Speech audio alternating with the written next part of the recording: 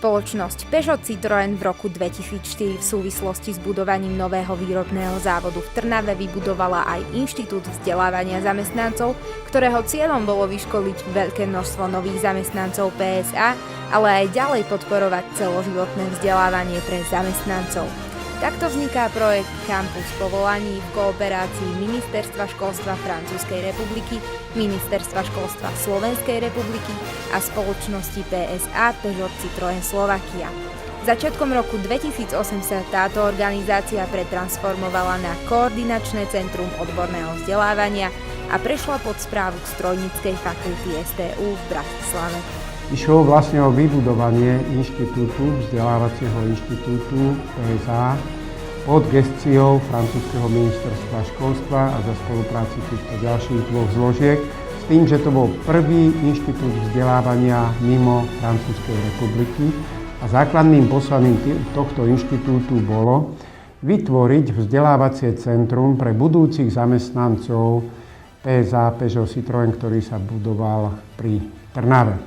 K tomuto projektu boli postupne pričlenené ešte 3 ďalšie stredné školy. Jednak stredná priemyselná škola Strojnícka na Fajnorovom nábreží v Bratislave, ďalej stredná priemyselná škola v Trnave a stredná priemyselná škola dopravná taktiež v Trnave. Z týchto 4 subjektov sa vytvoril jeden kampus vzdelávania, kde boli veľmi prísne rozčlenené jednotlivé kurzy vzdelávacie tak, aby vedeli sme poskytovať vzdelávanie na tzv. Laickej úrovni až po vzdelávanie profesionál. Školiace stredisko poskytuje vzdelávanie pre rôzne povolania. Pokryté povolania v priemysle sú údržbár strojár, údržbár elektrikár, vedúci údržbárskej jednotky, elektrotechnik, technik automatizovaných systémov, technik zvárač, technik strojár, technik kvalitár, bezpečnostný technik, technik metrológ, vedúci výrobnej jednotky a majster údržby. Hlavné oblasti vzdelávania v priemysle sú priemyselná údržba, hydraulické systémy, pneumatické systémy, robotika, mechanika, automatizované systémy, elektrotechnika, prevencia proti elektrickým rizikám, kvalita a logistika, metrológia, 3D meranie, riadenie výroby, technická dokumentácia, manuálne zručnosti zamerané na mechanickú montáž.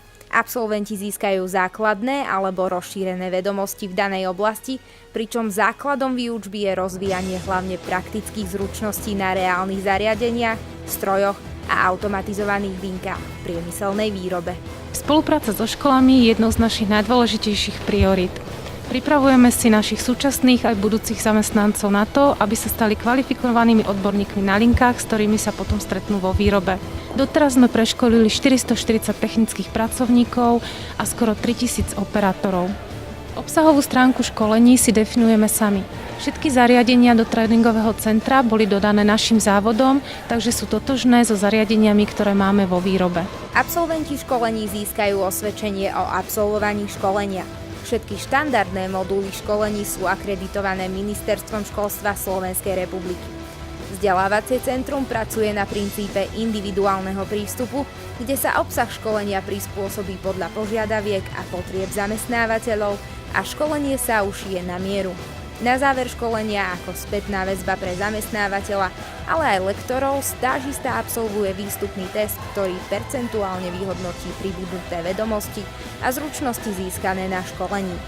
Školenia vo vzdelávacom centre KCOV sú zamerané nielen na oblasť automobilového priemyslu, ale aj na širokú škálu iných výrobných oblastí, ako je potravinársky, chemický, mliekarenský, elektrotechnický, strojárenský, farmaceutický priemysel a všade tam, kde je automatizovaná výroba.